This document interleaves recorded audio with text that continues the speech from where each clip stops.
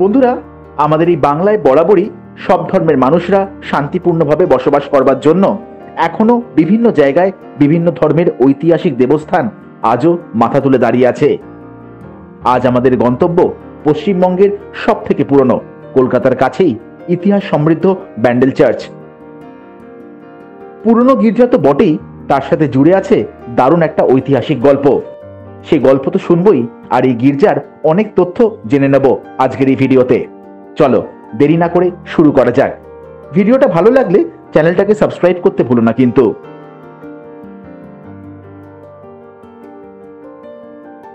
Hello বন্ধুরা, বাঞ্জারা বয়েজের আরেকটা ভিডিওতে ওয়েলকাম। দাঁড়িয়ে আছি আমরা ব্যান্ডেল চার্চের সামনে, যার পুরো নাম the basilica of the Holi রোজারি, বা ছোট করে ব্যান্ডেল ব্যাসিলিকাও বলা হয়।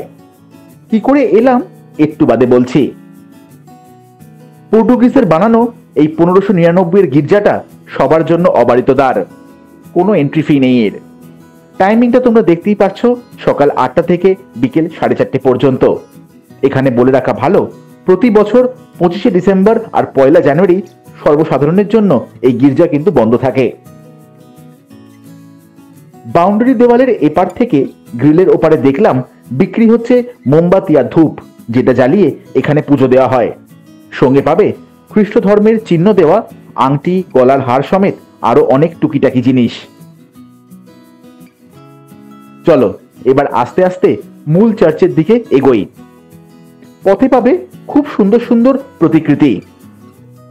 এই যেমন দেখতে পাচ্ছি, যিশু যেন বসে প্রেমের বাণী দিচ্ছেন মানুষের মধ্যে।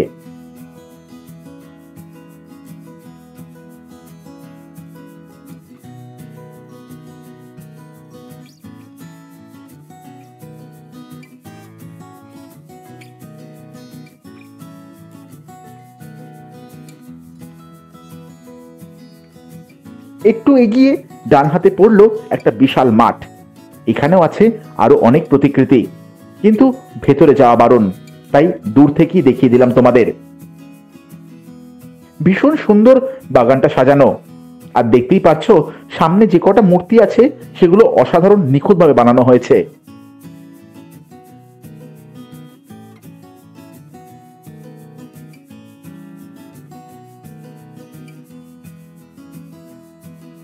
এখানে তোমরা যতবার আসবে ততবারই ভালো লাগবে, এতটাই সুন্দর জায়গা।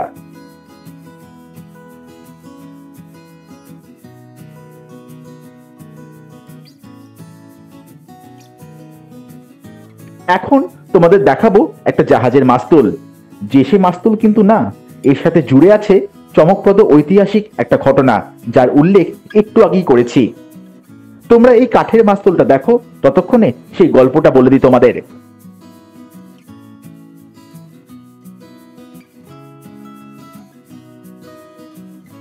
1655 খ্রিস্টাব্দের এক সকালে হঠাৎ একটা পর্তুগিজ জাহাজ আসে এই ব্যান্ডেল ঘাটে। খোঁজ নিয়ে জানা যায় বঙ্গোপসাগরে ভীষণ ঝড়ের মধ্যে পড়তে হয়েছিল এই জাহাজটাকে। বাঁচবার কোনো উপায় না দেখতে পেয়ে জাহাজের ক্যাপ্টেন করুণাময়ী মাতা মেরির কাছে নিজের আর সহনাবিকদের প্রাণ ভিক্ষার প্রার্থনা করেন, আর শপথ নেন যদি প্রাণে বেঁচে যান তাহলে যে গির্জা প্রথমে চোখে পড়বে তাতেই এই জাহাজের মাস্তুল দান করবেন। তিনি প্রাণে বেঁচে গিয়েছিলেন আর কথাও রাখেন। এটাই সেই মাস্তুল। 450 বছরের পুরনো এই মাস্তুল পশ্চিমবঙ্গ তো বটেই, ভারতের জাতীয় সম্পদ।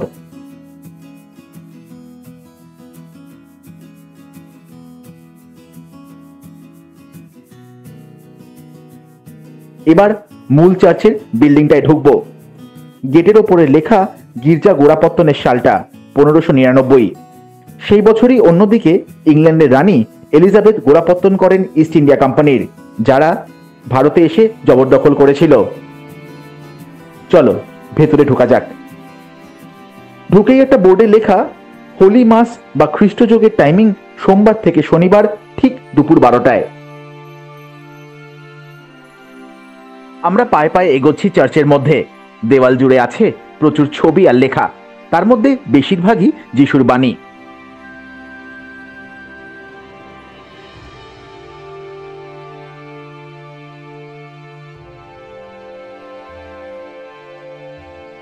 এই ছবিটা বেশ ইন্টারেস্টিং।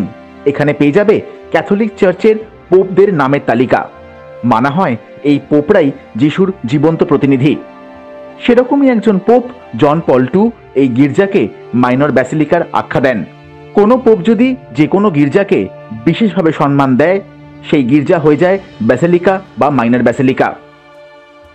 তোমরা কি জানো এই গির্জা 1632 খ্রিস্টাব্দে মুরেরা সম্পূর্ণ ধ্বংস করে দেয়, কিন্তু আবার 1660-এ গোমেজ দি সোটোর হাত ধরে এই দেবস্থান আবার মাথা তুলে দাঁড়ায়। ঘুরতে ঘুরতে চলে এলাম একটা ছোট্ট খোলা প্রাঙ্গণের সামনে।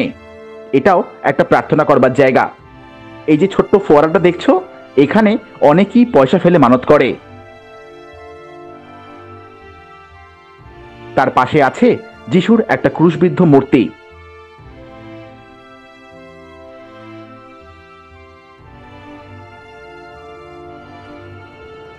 পেছনে বাগানের মধ্যে বসবার জায়গাও আছে।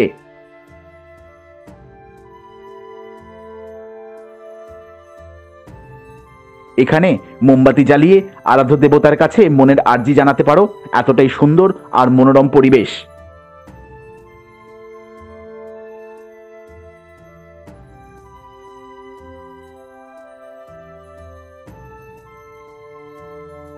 সুভিনিয়ার স্টলে পেয়ে যাবে বড় মোমবাতি ছাড়াও খ্রিস্ট ধর্ম বিজড়িত অনেক টুকিটাকি জিনিস।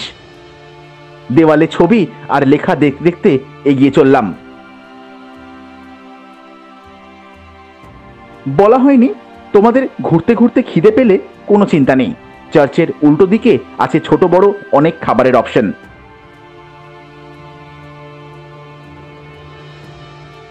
সব গির্জার মতো এখানেও পাওয়া যায় হোলি ওয়াটার বা পবিত্র জল।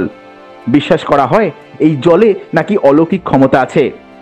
এমনিতে দরজা বন্ধ থাকে, কিন্তু কর্তৃপক্ষকে বললে দরজা খুলে দেওয়া হয়। এই জল যদি তোমরা বাড়িতে নিয়ে যেতে চাও, বাড়ি থেকে কিন্তু বোতলটা আনতে হবে। একটু এগিয়ে ডান দিকে মূল প্রার্থনা গৃহ, আর সেখানে ভিডিও করা একদম মানা। তবে তোমরা আসলে অবশ্যই ভেতরে বসো, কিন্তু অন্যরকম এক্সপিরিয়েন্স হবে একটা। এই চার্চের বিশেষত্ব হলো এই চার্চের ছাদেও প্রার্থনা করা যায়, যেটা আমরা এখন সিঁড়ি দিয়ে যাচ্ছি। তোমাদের চারিপাশটা ঘুরে দেখাই। এটা কিন্তু ভীষণ পবিত্র জায়গা, সেটা মাথায় রাখতে হবে। অকারণ কোলাহল বা সেলফি তোলা কিন্তু একদম নিষিদ্ধ। ঐতিহাসিক গির্জা যদি তোমাদের পছন্দ হয়, তোমরা কলকাতার সব থেকে বড় চার্চ সেন্ট পলস ক্যাথিড্রাল দেখতে পারো।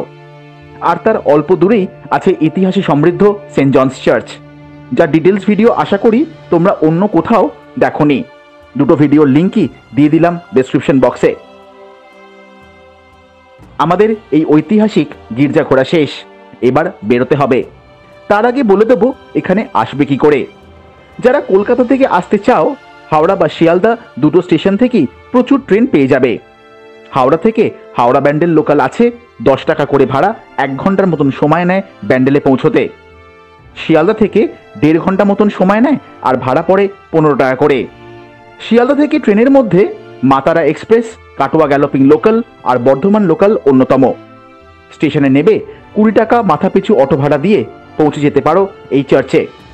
তোমরা যদি গাড়ি আনো, চার্চের পাশে মেন রাস্তাতেই রাখতে পারো।